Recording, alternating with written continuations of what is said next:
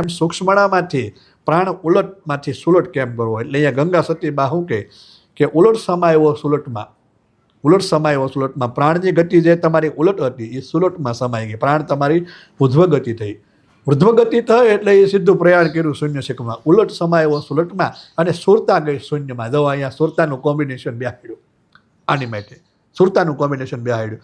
ઉલટ સમાયો સુલટમાં અને સુરતા ગઈ શૂન્યમાં. અને ભાળી સ્વામીની ભૂમિકા, સ્વામી નામ તમે પોતે સ્વયં. જ્યાં સુધી તમને ખબર નથી ત્યાં સુધી તમારા માટે કોઈક સ્વામી અલગ છે, પણ સ્વામીનો અર્થ થાય તમે સ્વયં, તમે પોતે.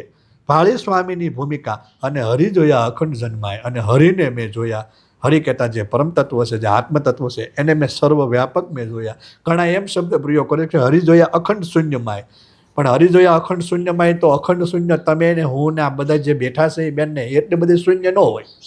હરિ તો અખંડ જન્માયો કે સર્વવ્યાપક છે એમ હોય છે, એક હરિ છે એમ.